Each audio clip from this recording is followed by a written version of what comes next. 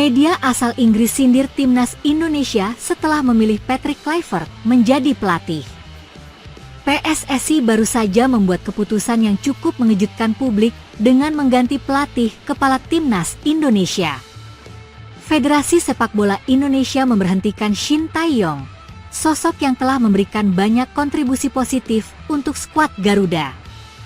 Patrick Kluivert kemudian secara resmi ditunjuk sebagai pelatih timnas Indonesia yang baru. Kehadirannya sebagai ahli strategi timnas Indonesia langsung menarik berbagai reaksi dari publik. Media Inggris, The Guardian, jadi salah satu pihak yang ikut menyoroti pemilihan Patrick Kluivert sebagai pelatih timnas Indonesia. Dengan mendatangkan Patrick Kluivert ke dalam skuad Garuda, dianggap semakin membuat nuansa Belanda semakin kental. Dalam salah satu artikelnya, The Guardian menyinggung soal penunjukan Patrick sebagai pelatih timnas Indonesia. Media tersebut bahkan menyebut bahwa timnas Indonesia bisa mengganti nama mereka menjadi Hindia Belanda. Timnas Indonesia sendiri memang pernah menggunakan nama Hindia Belanda saat tampil di Piala Dunia 1938 silam. Pada 1938, Indonesia pernah ikut Piala Dunia dengan nama Hindia Timur Belanda. Kini, julukan Belanda itu mungkin bisa disematkan lagi dengan timnas mereka setelah penunjukan Patrick Kluivert sebagai pelatih, tulis John Duerden, salah seorang kolumnis di The Guardian. Media itu menganggap timnas Indonesia saat ini semakin terasa Belanda. Bagaimana tidak? Bisa dikatakan skuad Garuda semakin dipenuhi oleh orang berdarah Belanda. Bukan hanya Patrick Kluivert, sebelumnya para pemain diaspora yang dinaturalisasi juga memiliki darah Belanda. Sebut saja Sandy Walsh, Tom Haye, Jay Itzes, Ragnar Oratmangoen, Kelvin Verdong, Mes Hilgers, Kevin Dix, Rafael Struijk, Justin Hubner, dan masih banyak lagi. Melihat kondisi ini, media Inggris tersebut pada akhirnya mengejek timnas Indonesia. Selain menyarankan untuk mengganti nama menjadi Hindia Belanda, The Guardian juga mempertanyakan soal keputusan PSSI yang menunjuk Patrick Kluivert. Pasalnya, berdasarkan pengalaman kepelatihan, mantan striker timnas Belanda itu terbilang belum punya prestasi yang membanggakan. Media asal Inggris itu bahkan menyebut alasan PSSI menjadikan Kluivert pelatih timnas Indonesia hanya karena ia berasal dari Belanda. Karena kini pelatih dan pemain timnas sama-sama dari Belanda, komunikasi mereka akan jauh lebih mudah. Sebelumnya, PSSI memang sempat menyinggung soal komunikasi saat ditanya soal faktor pemecatan ST. Ditunjuknya Patrick Kluivert sebagai pelatih timnas Indonesia bukannya tanpa alasan. Banyak orang menilai yang banyak diperkuat pemain Belanda memang membutuhkan pelatih Belanda, dipungkas media Inggris, The Guardian. Kabar mengejutkan datang dari dunia sepak bola Indonesia. Setelah beberapa bulan vakum dari posisi pelatih timnas Indonesia, Shin Tae-yong dikabarkan sedang dalam pembicaraan dengan PSSI untuk mengisi posisi baru yang sangat strategis, yakni Direktur Teknik Timnas Indonesia. Rumor ini mulai berkembang setelah beberapa sumber internal PSSI menyebutkan bahwa Shin Tae-yong telah melakukan serangkaian pertemuan dengan petinggi PSSI dalam beberapa minggu terakhir. Meskipun belum ada pengumuman resmi terkait rumor ini, informasi yang beredar menunjukkan bahwa PSSI sangat serius mempertimbangkan peran penting Shin Tae-yong dalam pengembangan sepak bola Indonesia, tidak hanya sebagai pelatih, tetapi juga sebagai seorang direktur teknik.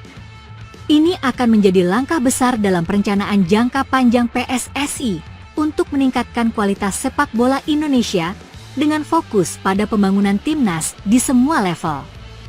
Jika rumor ini benar, langkah ini akan menjadi perubahan signifikan dalam arah sepak bola Indonesia. Shin Tae-yong yang sebelumnya dikenal sebagai pelatih kepala timnas Indonesia sejak 2019, kini dikabarkan akan fokus pada pengembangan struktur tim dan sistem pelatihan secara keseluruhan. Posisi direktur teknik ini diyakini akan memberikan kebebasan lebih bagi Shin Tae-yong untuk mengatur strategi jangka panjang yang melibatkan pembinaan pemain muda, pengembangan taktik timnas, serta koordinasi dengan pelatih-pelatih di level klub dan akademi. Peran direktur teknik di PSSI sendiri bukanlah hal baru. Sebelumnya, posisi ini pernah diisi oleh beberapa mantan pemain dan pelatih sepak bola dengan rekam jejak internasional. Namun, Shin Tae-yong dianggap sebagai sosok yang sangat tepat untuk mengisi posisi ini, mengingat pengalamannya di berbagai kompetisi internasional serta pemahamannya yang mendalam mengenai karakteristik sepak bola Indonesia. Shin Tae-yong, yang membawa timnas Indonesia meraih prestasi cukup gemilang di Piala AFF 2020 dan kualifikasi Piala Dunia 2022, diyakini memiliki wawasan yang luas mengenai pengembangan potensi pemain muda dan pembentukan tim yang lebih solid.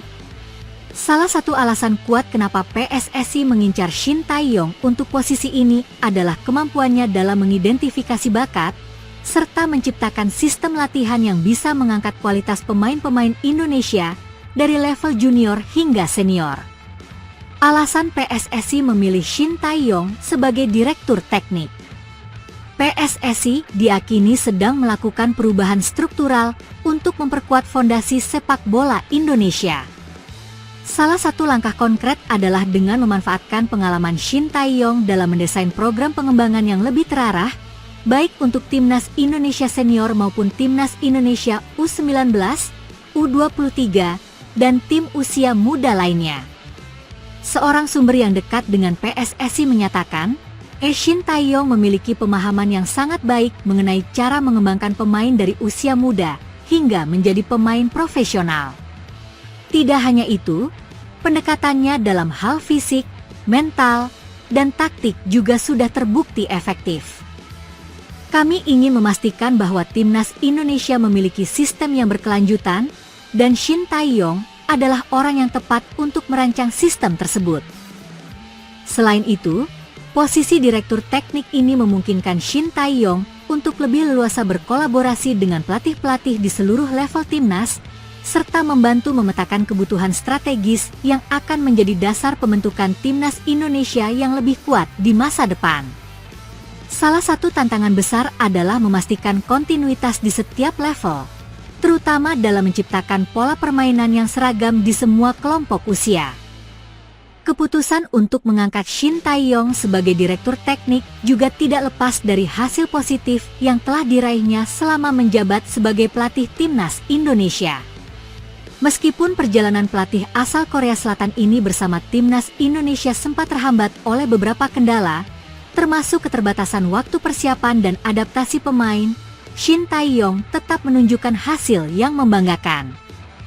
Pada Piala AFF 2020, timnas Indonesia berhasil mencapai final dan memberikan perlawanan sengit terhadap Thailand, meskipun akhirnya kalah. Namun, pencapaian tersebut tetap menjadi tonggak sejarah bagi sepak bola Indonesia, karena Indonesia terakhir kali mencapai final Piala AFF pada 2016. Selain itu, kualitas permainan tim juga mengalami peningkatan signifikan, dengan strategi yang lebih modern dan terorganisir. Di kualifikasi Piala Dunia 2022, meskipun Indonesia tidak berhasil lolos, tim Garuda tetap menunjukkan peningkatan permainan yang konsisten, dan banyak pemain muda yang berkembang pesat, seperti Witan Sulaiman, Egy Maulana Fikri, serta Asnawi Mangkualam. Dengan pengalaman ini, Shin Tae-yong diyakini bisa memberikan kontribusi besar untuk pengembangan sepak bola Indonesia melalui jabatan barunya sebagai direktur teknik. Sebagai direktur teknik, Shin Tae-yong diharapkan dapat membawa perubahan besar dalam hal pengelolaan tim dan pengembangan pemain muda. Salah satu tugas utamanya adalah untuk merancang program pembinaan yang lebih terstruktur, baik di level akademi maupun di liga domestik. Ini termasuk bekerja sama dengan pelatih klub-klub Liga 1, Liga 2, dan Liga 3 untuk memastikan pemain muda mendapatkan pelatihan yang berkualitas dan dapat berkembang sesuai dengan kebutuhan timnas. Selain itu, Shin Tae-yong juga akan bertanggung jawab dalam memastikan timnas Indonesia mengikuti standar pelatihan internasional yang lebih modern. Misalnya, memperkenalkan teknologi terbaru dalam analisis pertandingan, pengukuran performa pemain, serta teknik-teknik terbaru yang bisa diterapkan di timnas Indonesia. Kritik dan tantangan yang harus dihadapi Shin Tae-yong. Tentu saja, tidak semua pihak sepakat dengan pengangkatan Shin Tae-yong dalam posisi ini. Beberapa pengamat sepak bola Indonesia merasa bahwa posisi direktur teknik harus diisi oleh seseorang yang lebih fokus pada pengelolaan organisasi dan bukan sekadar pelatih. Ada yang berpendapat bahwa Shin Tae-yong lebih cocok berada di lapangan sebagai pelatih kepala, sementara untuk posisi direktur teknik, Indonesia mungkin memerlukan sosok yang lebih berpengalaman dalam manajemen dan pengembangan organisasi. Namun, banyak juga yang percaya bahwa kemampuan Shin Tae-yong dalam merumuskan strategi sepak bola yang sistematis akan sangat berguna untuk membangun fondasi sepak bola Indonesia ke depannya. Kritisnya adalah bagaimana Shin Tae-yong mampu menyesuaikan pendekatan pelatihan yang sudah terbukti efektif dengan kebutuhan struktur organisasi yang lebih besar. Di sisi lain, jika rumor ini terbukti benar, ini bisa menjadi langkah yang sangat penting bagi perkembangan sepak bola Indonesia, mengingat Shin Tae-yong memiliki visi jangka panjang yang jelas untuk memajukan timnas Indonesia di pentas internasional. Pencapaian Shin Tae-yong sebagai direktur teknik tentu sangat bergantung pada dukungan yang diberikan oleh PSSI, terutama dalam hal infrastruktur dan fasilitas pelatihan. Shin Tae-yong pernah menyampaikan dalam beberapa wawancara bahwa kualitas pelatihan dan fasilitas adalah faktor utama dalam mengembangkan pemain. Oleh karena itu, jika PSSI benar-benar serius mengangkatnya, mereka harus memastikan bahwa semua pihak yang terlibat dalam pengelolaan timnas Indonesia mendukung upaya ini, termasuk dengan menyediakan sarana latihan yang memadai. Dengan peran baru ini, Shin Tae-yong berpeluang besar untuk meninggalkan warisan yang lebih besar di sepak bola Indonesia.